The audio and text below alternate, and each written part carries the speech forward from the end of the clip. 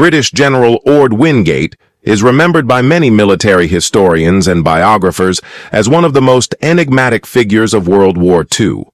His career has been dramatized in films, and his legacy is held in particularly high regard in Israel.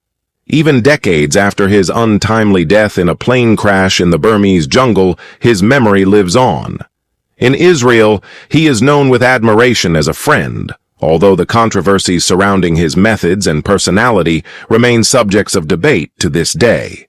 Opinions about Wingate varied dramatically, not only among his enemies, but even within the ranks of his own allies. While figures like Winston Churchill saw him as a brilliant military mind, others considered him unpredictable and even dangerous. Historian Philip Warner pointed out that it's common for daring and unorthodox wartime leaders to be labeled as insane by those who fail to understand them. A famous historical example is General James Wolfe, the British general who led the conquest of Quebec. When someone once remarked that Wolfe was mad, King George II is said to have responded that he wished more of his generals had the same kind of madness. During the critical years of 1943 and 1944, Wingate's ideas on long-range jungle warfare behind enemy lines in Burma sparked heated discussions. His tactics were radical, and his refusal to conform to conventional command structures made him a difficult subordinate. He often criticized his superiors, calling them military apes, and held them in deep contempt. Wingate believed that very few people in the war effort were truly irreplaceable, and he likely counted himself among them.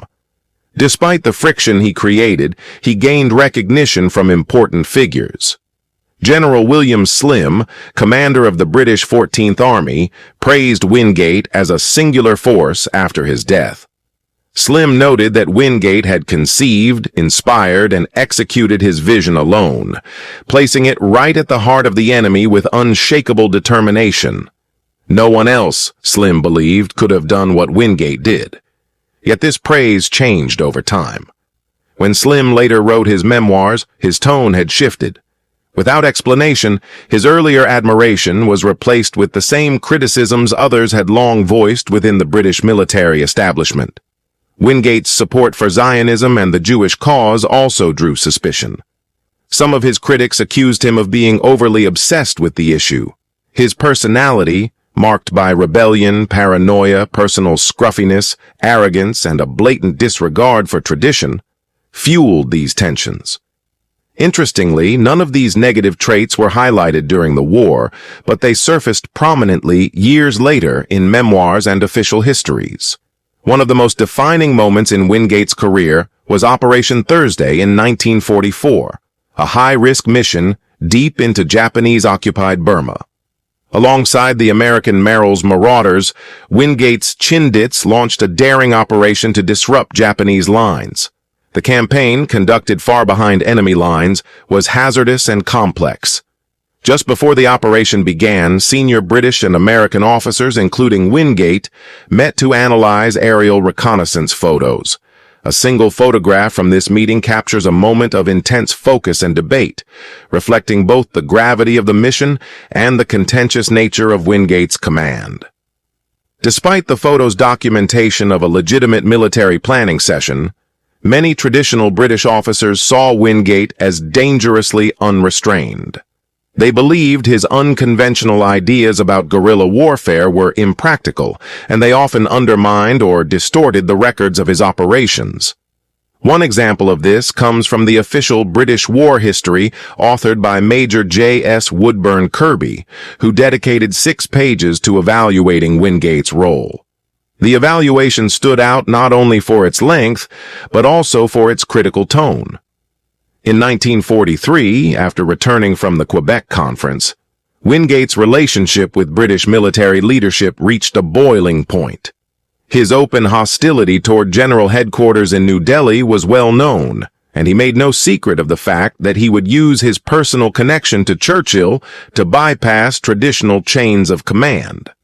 This aggression led to a personal feud with Kirby, who had been Director of Staff duties. Their disagreements over Chindit supply needs escalated quickly, with both sides trading accusations. According to biographer David Rooney, Wingate even suggested Kirby should be dismissed for disloyal conduct. It is speculated that when Kirby was later chosen to write the official history of the war against Japan, he used that opportunity to retaliate. March 5, 1944, marked a pivotal day for Wingate's forces. In a remote part of Assam, an airstrip became a hub of activity, where high-ranking figures like Field Marshal Slim and Air Marshal John Baldwin coordinated with Wingate's team. For weeks leading up to the operation, Wingate had strictly forbidden any aerial reconnaissance over the chosen landing zones, Broadway, Piccadilly, and Chindits, in order to keep their locations hidden from the Japanese. Yet, in a surprising development, only half an hour before the operation was set to begin, an American pilot named Major Russ Johnson presented new aerial photos to Major Philip Cochran, commander of the U.S. 1st Air Commando. These photos, taken mere hours earlier, showed that tree trunks had been placed across the runway at Piccadilly, rendering it unusable. This last-minute revelation forced a rapid change in plans and illustrated just how volatile and unpredictable Wingate's missions could be. It also reinforced the perception among traditional commanders that Wingate's operations, while bold, flirted dangerously with chaos. Wingate's legacy remains a complicated tapestry of admiration and criticism. His bold vision, his fierce independence, and his refusal to play by conventional rules set him apart. Whether he was a military genius or a reckless renegade is still debated, but what remains undisputed is that Orde Wingate left a powerful imprint on the history of World War II. Wingate's historian David Rooney noted that Wingate reacted with intense anger upon discovering that someone had disobeyed him. However, he later expressed regret for this emotional outburst. In hindsight, he acknowledged that the reconnaissance photographs had likely prevented what could have been a serious disaster for 77 Brigade and the first wave of gliders.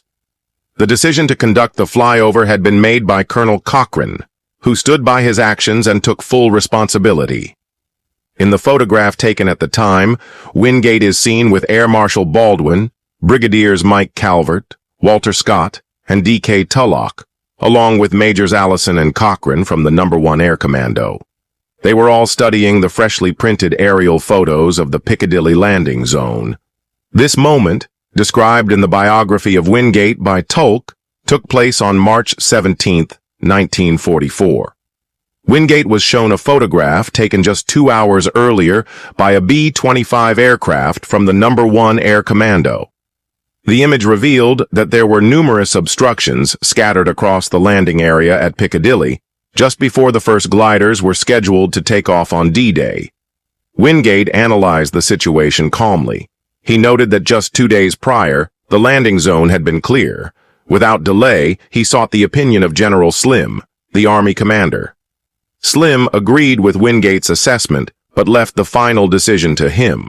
Wingate began to suspect that the Japanese might have known the landing area had been previously used for military activity. His suspicions were partly fueled by the knowledge that pictures of Piccadilly had been published in Life magazine back in June 1943, showing the area being used to evacuate wounded soldiers during his earlier campaign using Dakota transports. Despite the evidence of interference at the site, Wingate reasoned that the enemy may not have been aware of the specific operation. He believed the obstructions might simply reflect a general fear among the Japanese of airborne landings. The fact that other nearby landing zones had not been blocked supported this view and gave him hope that the issue at Piccadilly was not based on leaked intelligence. Tulloch later reflected that the weight of the decision must have been even harder on Wingate because while he was ordering men into uncertain danger, he was not going in with them. Nonetheless, Tulloch believed Wingate had already made his decision before meeting with Slim. According to Tulloch, Slim had to make a decision within minutes, and his prompt, clear handling of the matter earned him the respect of everyone involved. Meanwhile, Cochran and Calvert were confident the mission should go ahead, and Air Marshal Baldwin supported them. Brigadier Scott, who commanded the King's Liverpool Regiment, remembered Wingate taking the photos and then walking over to confer with General Slim and the other Allied leaders. Scott recalled how Wingate appeared to carry the weight of the world during that moment. After a long conversation, he turned away from the group with his hands behind his back, his head bowed. He walked about 30 yards before turning and calling out to Brigadier Calvert. The two exchanged a few words and then returned to the group of Allied leaders. After a brief but significant discussion, Scott received new, crystal-clear orders from Wingate, ones that seemed to erase any doubts about the viability of Piccadilly. As Scott's glider rose into the fading light above the eastern mountains, he was filled not with fear of the unknown ahead, but with admiration for Wingate's composed, inspired leadership in a moment of great pressure. Michael Calvert also recalled that Wingate came to him directly and asked whether he was prepared to go into the alternate landing zones of Broadway and Chindwin. This request was further proof of Wingate's ability to remain focused and resolute despite the last-minute change caused by the blocked Piccadilly site. He expressed that if they waited any longer for favorable moonlight conditions, they might miss their opportunity entirely. Everything was already in place. The men were ready, and Slim had approved the mission. Wingate made it clear he struggled with the thought of ordering others into danger while not accompanying them himself. Yet by this point, he was seeking reassurance more than permission. The mission had to go on. Despite this strong leadership, the individuals shown in the photograph from that day have often been portrayed negatively in hindsight. Rooney's analysis of Slim's memoir, Defeat into Victory, written a decade later, reveals how Slim misremembered key details, including the name of the airfield. According to Slim, Wingate became emotionally overwhelmed and argued for the mission to be called off entirely. However, the accounts of others, including Sir Robert Thompson, Air Marshal Baldwin, Mike Calvert, Brigadier Scott, and Tulloch, paint a very different picture. They portray Wingate as determined to push forward while ensuring his men's safety, showing composure and leadership throughout the crisis. At the time of the incident, Slim recounted Wingate's emotional response as deeply personal and overwhelming. He even suspected that the mission had been compromised by Chinese intelligence. Slim described how he had taken Wingate aside to avoid a public scene, and that, after a pause, Wingate looked at him and said the responsibility was his. Slim interpreted this as a moment of emotional release. Once Wingate had processed the initial shock, he agreed with Slim's decision. The fly-in would proceed, with Air Marshal Baldwin's approval, and Wingate, as tactical commander, would decide what operational changes were needed now that Piccadilly was unavailable. This episode raises questions about the discrepancies in historical memory. Why has there been so much debate over what actually happened that day? Why is Wingate's portrayal in Slim's memoir so different from the many first-hand accounts that support his composure and clarity? One possible explanation lies in Wingate's complicated relationship with his superior, General Sir Archibald Wavell, who would later become Viscount Wavell. Their connection serves as an example of how the personality and demeanor of a mentor can shape another officer's legacy, for better or worse.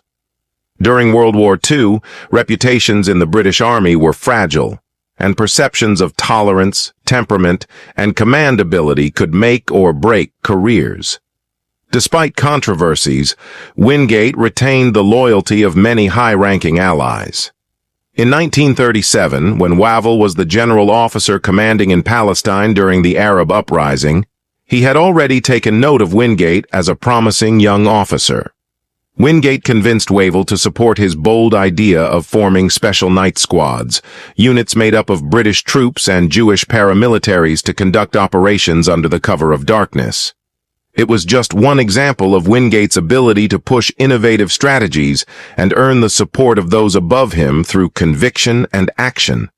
This was done in a rather dramatic way, and to make matters worse, Wingate was appointed by Wavell to take charge of all operations in Burma during the summer of 1941, operating behind Japanese lines. In a posthumous tribute to Wingate published in the Central Asian Review in June 1944, Wavell compared him to the eccentric Russian General Suvorov, stating that Suvorov was a leader who went beyond the usual rules of military criticism. Wingate's zeal was both intense and bold. He instructed his followers to break through any obstacles in their path, just as he had done himself. Despite his erratic and unconventional nature, Wingate demonstrated a remarkable level of intuitive wisdom during wartime, which is considered one of the most important traits of a military genius. This account provides a vivid portrayal of Wingate. Warner claimed that Wingate's vision and daring spirit earned the admiration of leaders like Mountbatten and Churchill, who were searching for a bright, imaginative, and courageous leader to bring the war to a successful conclusion. His ideas also impressed Churchill, Bierman, and Smith. At the Quadrant Conference in Quebec, Wingate was unexpectedly effective. He presented his revised plans for the Second Chindit campaign to the Joint Planning Staff and British military leaders on August 10, 1944. With only a few small adjustments, they approved his request for personnel and supplies. His efforts to gain their support were successful. Churchill was so impressed by his outstanding performance that he specifically mentioned him in a note to the monarch, stating that Brigadier Wingate made a strong impression during the voyage and expressing hope for a new direction in the campaign in Upper Burma. Although some opposed Wingate's plan for a second deep invasion into Burma, it was eventually approved. His strategy would place a huge strain on the limited manpower and equipment resources. According to Field Marshal Claude Auchinleck's General Staff in New Delhi, Auchinleck told attendees at the Quadrant Conference that, in his view, the proposal was unsound and uneconomical because it would break up divisions that would be needed for the main 1944 campaign. Churchill strongly disagreed, believing that New Delhi's high command had been stalling for too long. Wingate's determination to set up his own headquarters ultimately led to his success in gaining support. Bierman and Smith suggested that the publication of the Quadrant Proceedings marked the peak of Wingate's career. His close relationship with Churchill made it easier to understand why some senior officers in New Delhi might have felt uneasy. It was highly unusual for someone of Wingate's relatively junior rank to gain such significant influence over high-level strategic decisions. Following Wingate's death, there was criticism of his behavior, particularly due to his difficult temperament and open disrespect for senior officials.